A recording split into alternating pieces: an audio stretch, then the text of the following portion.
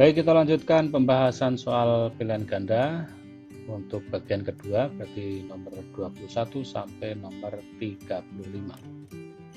Kita mulai dari nomor 21.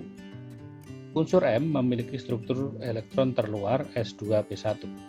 Jika unsur itu membentuk molekul MX3, maka hibridisasi yang terjadi pada unsur M adalah titik-titik. Baik.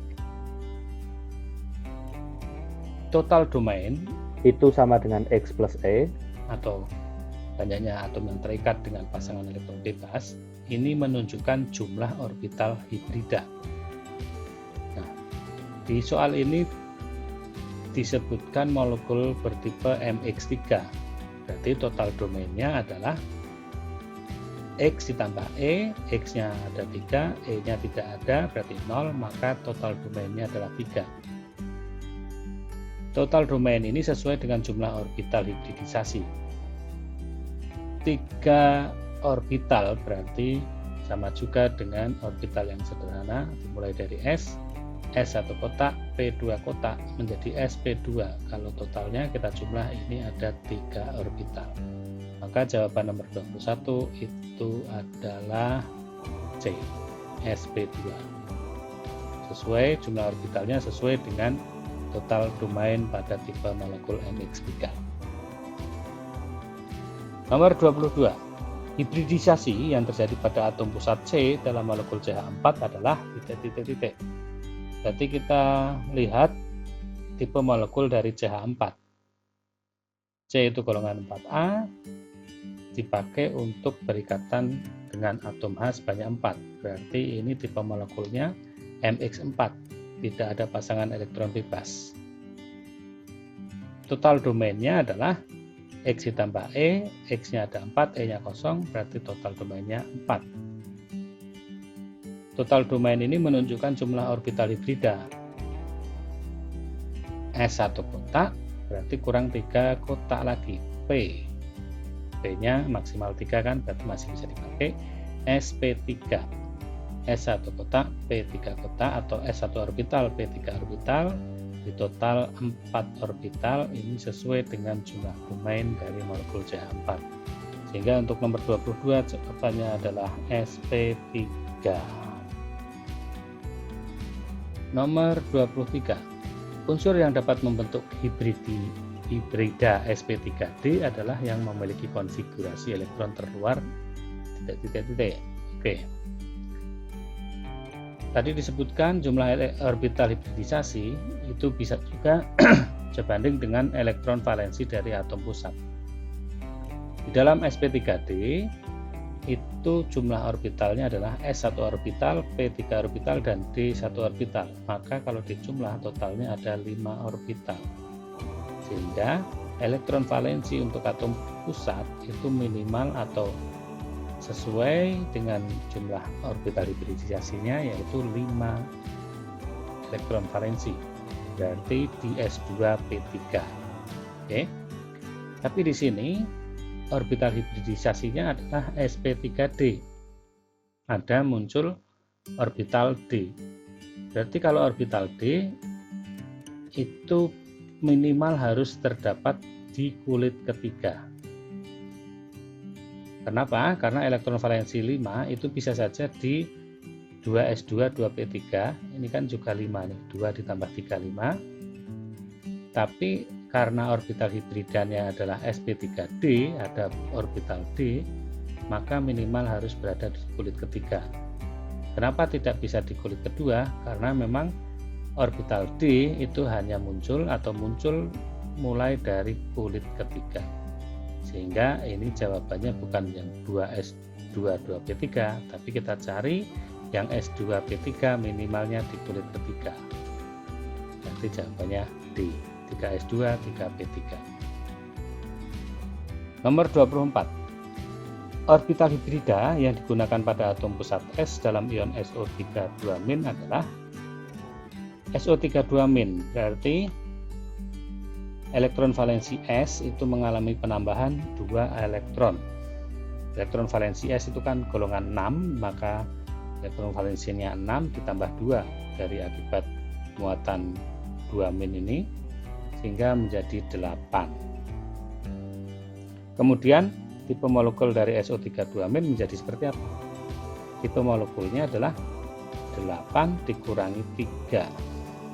Nah, 3 ini adalah yang diikat adalah O, maka setiap O harus dikali 2, maka 8 dikurangi 3 dikali 2, 6, masih sisa 2. Nah, sisanya itu sebagai pasangan elektron bebas MX3E. Ini total domainnya kita jumlahkan, X3 ditambah E itu 3 ditambah 1, 4. Maka orbital hibridisasinya itu sesuai dengan jumlah total domain ini. Orbital hibridiannya harus 4. Kalau 4 berarti sp3, S1 orbital, P3 orbital, jumlah 4. Sesuai total domain sesuai dengan jumlah total hibridisasinya. Sehingga jawabannya untuk nomor 24 itu sp3. Nomor 25, atom pusat M dalam molekul memiliki orbital hibrida di sp3. Jika tiap orbital itu digunakan untuk mengikat suatu atom X pada atom pusat, maka molekul yang dibentuk memiliki rumus total domain dari dsp3 itu sesuai dengan jumlah orbital hibridisasinya di sp3, berarti D1 orbital, S1 orbital, P3 orbital, berarti di total itu 5. Nah, 5. Dan kita punya rumus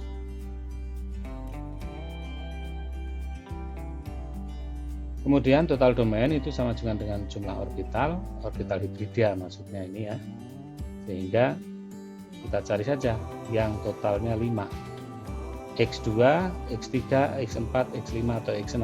Ini kebetulan tidak ada E nya, berarti kita mudah saja, domain kan adalah jumlah X ditambah pasangan elektron bebas atau E. Sedangkan kita punya total hibridisasinya adalah 5, yang sesuai dengan hibridisasi 5 itu MX5, 5. Dari nomor 21 sampai nomor 25 kita pakai cara cepat, tidak perlu menggambar proses promosi maupun proses hibridisasi. Tapi intinya sama, nanti hasil akhirnya sama saja. Oke, nomor 26 tidak saya bahas di sini karena nomor 26 masuk soal pengayaan yang belum saya bahas di kelas. Jadi kita lompat ke nomor 27. 27. Senyawa berikut yang diharapkan memiliki gaya antar molekul paling lemah adalah gaya antar molekul terlemah itu adalah gaya London.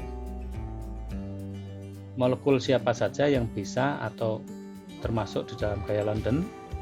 Gaya London terdapat pada senyawa nonpolar, selain nonpolar ataupun pada atom-atom bebas seperti pada gas mulia. Di dalam option ini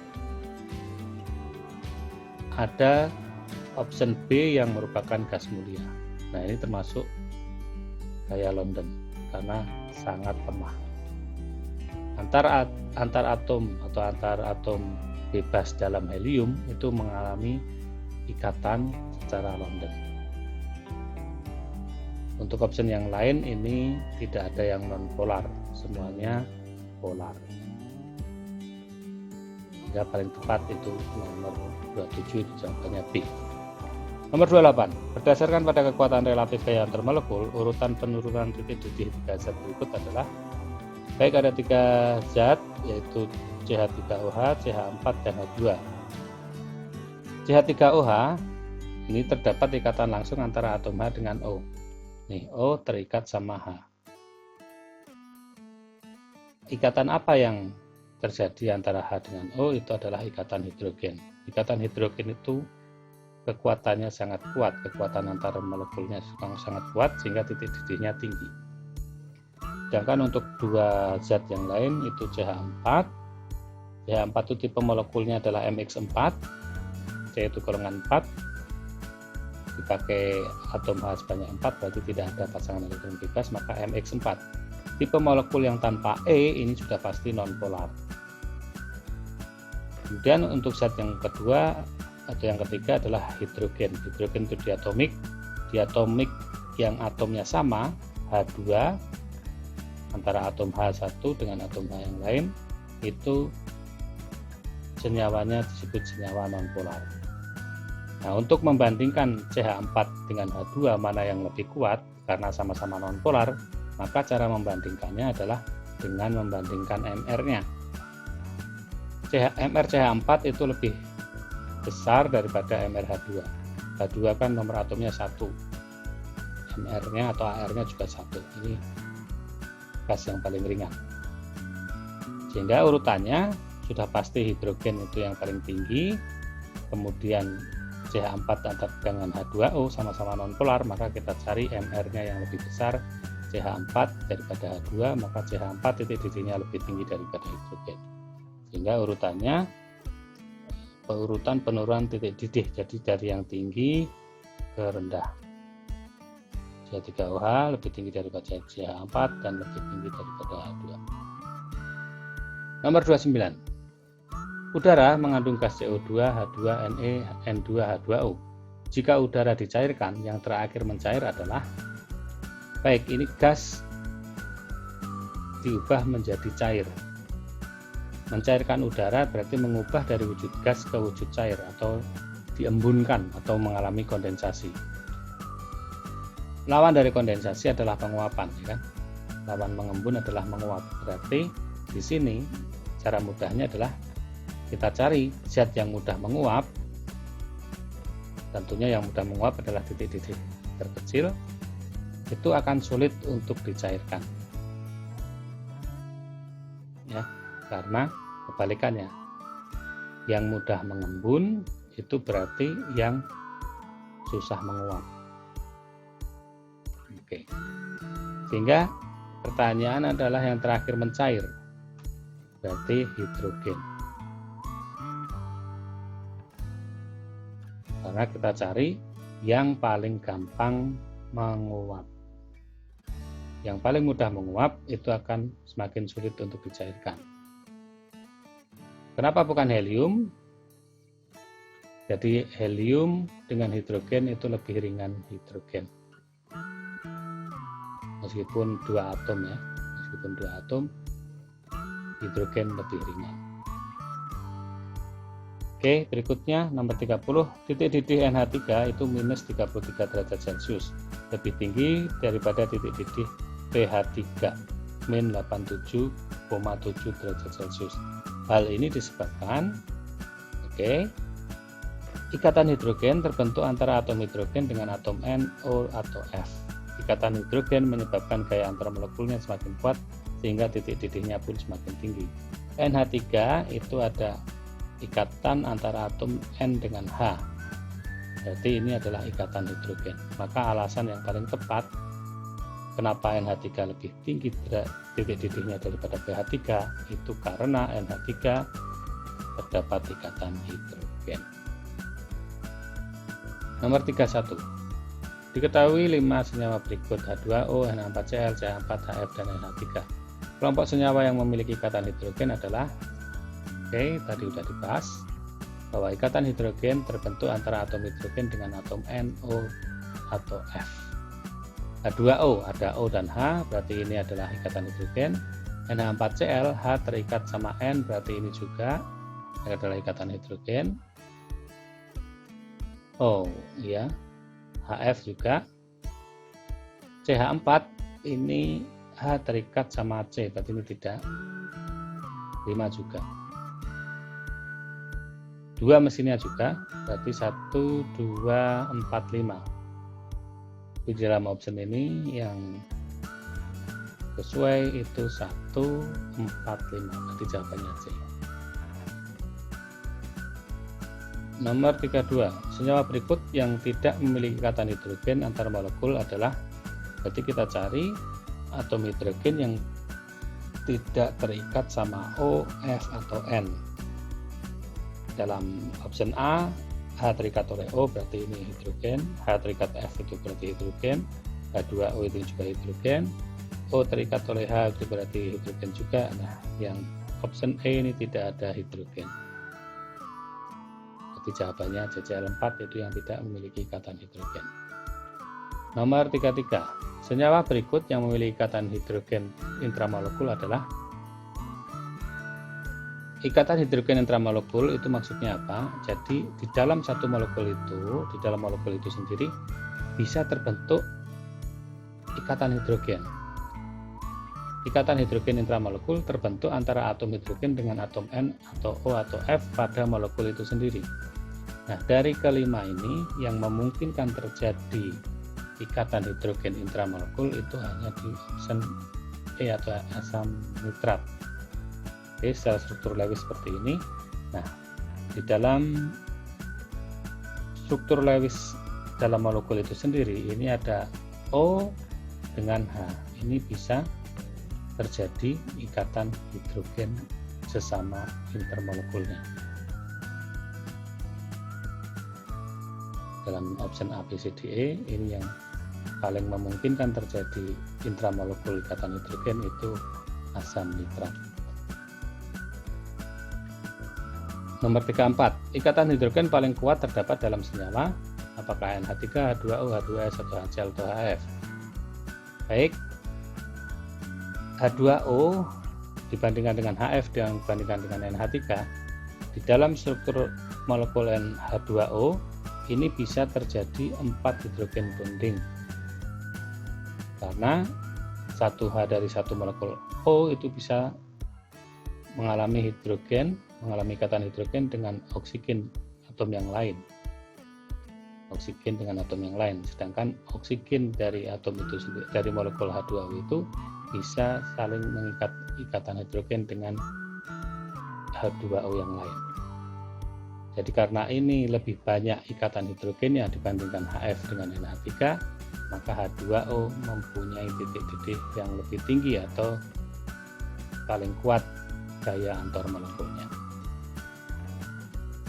Terakhir, pada tekanan 1 atm, air memiliki titik didih 100 derajat Celcius, sedangkan H2SE memiliki titik didih minus 42 Celcius. Gejala ini dapat dijelaskan dengan konsep baik H2O atau air, ini seperti di nomor 4, itu spesialnya adalah karena adanya ikatan hidrogen. Bandingkan dengan H2SE yang sangat signifikan jauhnya, meskipun H2SE ini lebih berat masanya, tapi karena air itu memiliki ikatan hidrogen, maka itulah yang membedakan titik-titiknya. Maka jawabannya adalah ikatan hidrogen. Baik, berarti bagian kedua ini sudah selesai. The end. Oke, selamat belajar.